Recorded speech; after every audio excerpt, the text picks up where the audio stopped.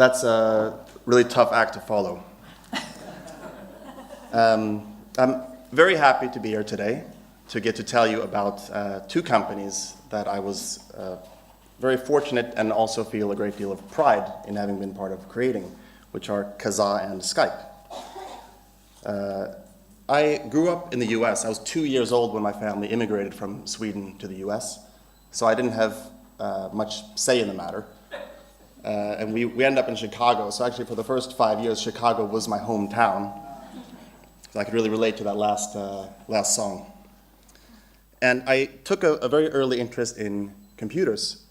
I even convinced my parents to send me to computer camp when I was 10 years old. Something that I used to be really embarrassed to tell people. I'm still a little bit embarrassed to tell people, but I don't mind sharing it with such like-minded people that are in the room today.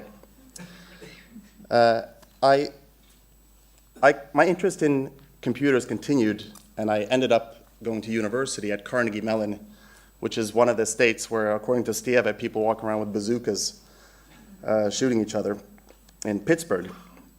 And I'm often asked by people that use Skype, how did you come up with the idea of calling each other over the internet? And I have to tell people that we didn't come up with that idea at all. It wasn't by any means new. In fact, when I got to Carnegie Mellon in '93, it was a great time to be studying computers because it was the first time I saw the internet, first time I used email, and it was the first time that we kind of saw some of the opportunities that were going to be part of the new economy that we heard so much about at the time.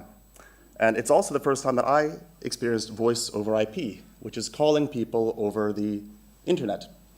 And I'll never forget the first time I did this. It was my roommate Bob and I were in our little dorm room, and we were in front of the computer, and we used a program called See You, See Me to connect to other strangers that also had the same setup. And it was very difficult to set up. Nonetheless, we got it together and we sat there. And not only could you talk to them, but some people that had a webcam, you could actually see the people that you were talking to. And this was in 1995, I believe. So we huddled around the computer, and the list of names came up, and we clicked on the first name we could find. And we had a very short conversation with a guy. We introduced ourselves, and he introduced ourselves, and we could see his picture on the screen. And then the camera kind of moved down, and he took off his pants, which was a little bit shocking. We hung up the line right away. And then we called another person, and the exact same thing happened. We said, oh, this is Bob and Andreas. And it was kind of late at night. Maybe we should have known that that people that were using voice over IP would give us that kind of experience. But the second person did exactly the same thing. We had a very short conversation. Then the camera slowly zoomed down, and he again took off his pants. So that was the first time that I used voice over IP technology. Nonetheless, I wasn't completely turned off by using internet software.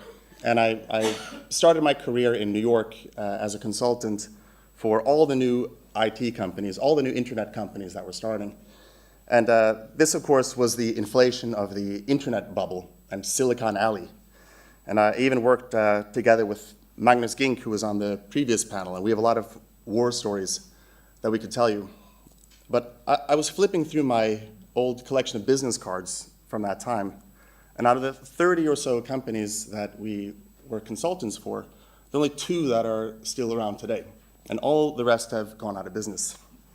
So this was the explosion of the internet bubble, and as consultants for internet companies, things didn't look too good for our business at the time. I heard someone else say today that it takes a lot of failures, or Americans aren't afraid to fail. And we had many, many failures during that time. And I almost think that when I read that sign that says misslyckas in parentheses, I feel like they added that when they added me to the speaker panel to represent all the failures that we had during that time. So I went in a very short matter of time. 1 week I was actually a millionaire on paper. I had options that I was told were worth over $1 million. and the next week I was completely broke. And I moved back to Sweden at that time. My parents lived in Sweden, in Östermalm, and they offered me to kind of be part of the Swedish dream and to finally get a job at a company where I could have more than a week of vacation per year and actually be able to take that vacation. And this really appealed to me. So I packed my bags and I moved to Sweden. Now, at this time I met through a friend of a friend when I was looking for work in Sweden, a guy called Niklas Zennström, that I'm sure a lot of you know as the founder of Skype and also the founder of Kazaa. And I called him up and I heard that he had started a new company called Kazaa and was looking for someone to help him expand his business. So we had a coffee, and Niklas had just moved here from Holland. We had a coffee in Stureplan, and I was very interested in this person that I met. I found him to be quite shy, but also extremely intelligent. And he was able to get into the minute problem solving of engineering, but he also had a huge vision that I was really drawn to. And even though I swore that I wouldn't work for a startup again, and I would finally get some rest and some vacation, I nonetheless couldn't help to accept his offer to join him, and started working the very next day out of his spare bedroom in his apartment on David Bagargatan. So every day I went to work in Niklas's spare bedroom, and we started drawing plans for the expansion of Kazaa. And we eventually moved to an office not far from here, just a few blocks from here actually, down by Djurgårdsbron.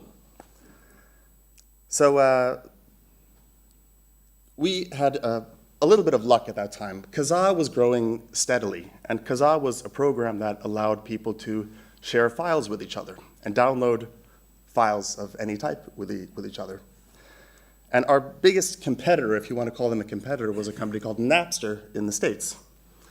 And Napster was drawing a lot of attention because people were using Napster to illegally download and share music files between one another. And I see some nods in the room. Some people are perhaps familiar with Napster. And what happened is that in a very short time span, Napster grew incredibly quick and caught the attention of the Recording Industry Association of America, which represented the artists whose work was being stolen. And lawsuits followed. Napster was first sued, and they were told that they had to install some filters in their software. And then finally, they were completely shut down. And at that time, all of the users of Napster woke up to find that Napster no longer worked. And when they did that, in a couple of days, all of them came over to Kazaa. And we experienced from that time extreme growth. We had a couple of 100,000 users before Napster died, and overnight we had a couple of million users of the Kazaa software. And not only was it all the people that came over from Napster, but we'd had so much press. There was so much press about the lawsuits of Napster and about file sharing and about the controversy and whether this was something that was, illegal or something that was okay, that I think that press really drove people to Kazaa. I would like to say that I don't think it was only luck that made people choose to go to Kazaa, but we had a design philosophy where we wanted it to work for everyone. We wanted it to be very, very simple to install a Kazaa and get started sharing files. Nonetheless, just to get a little bit of perspective on Kazaa, I met a couple of ISPs during the time, which are internet service providers in Sweden and in Holland. And they showed me some data that I really couldn't believe when I saw it. But they asked me to come in and look at their network and see if they could do anything to make their network performance more optimal. And what they showed me was that 75% of all of the traffic on their network was Kazaa traffic, which means that 25% represented the email, the web surfing that people were doing at the time. And this is probably representative of most of the world at that time, that Kazaa had 75% of the traffic. If you remember, though, this was before YouTube, and there